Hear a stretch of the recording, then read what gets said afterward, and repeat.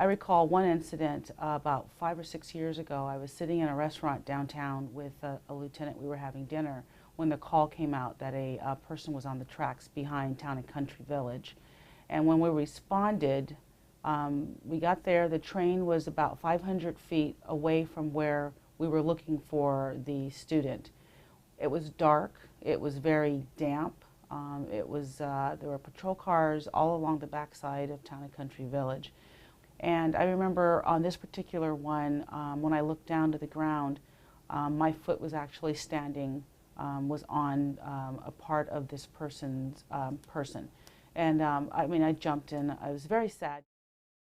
There was a lot of coverage, and it was, there were reporters outside the schools trying to talk to people. And so first, the administration sends out an email to the entire staff to let us know that there's some sad news we need to report.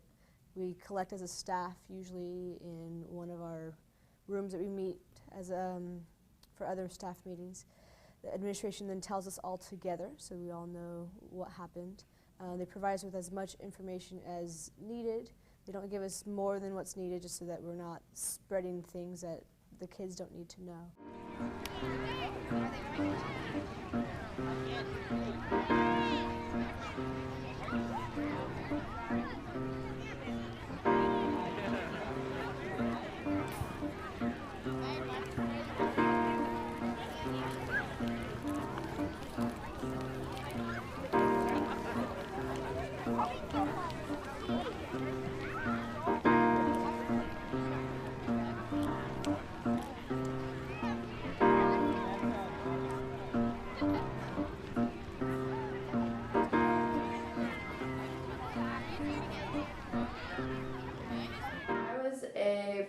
Freshman and sophomore, two guys that were in one of my history classes. They both decided to step in front of a train before school one morning. He was the first student to take his life that way, I think, in 20 years. And the next one happened with another friend of mine a year later, and then hasn't really stopped. So they were trying to reduce the copycats, and when we were getting rid of those memorials, it's so that they didn't see that, look, you got all of this attention that you were craving for. It wasn't really discussed to us formally as a staff, but that was, I know, one thing that they didn't try to do is to minimize copycats.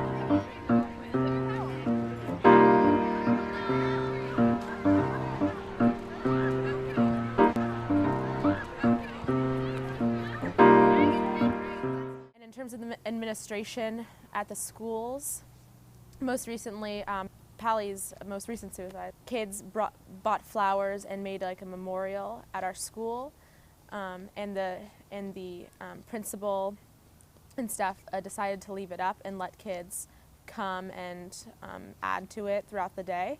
But what I heard at Gunn was that it was actually taken down, and they didn't want anyone bringing flowers or cards or anything like that. Okay, so it is not appropriate to put into the newspaper suicide information. Now let me tell you, our police department does not report on suicides. They try not to put out the name.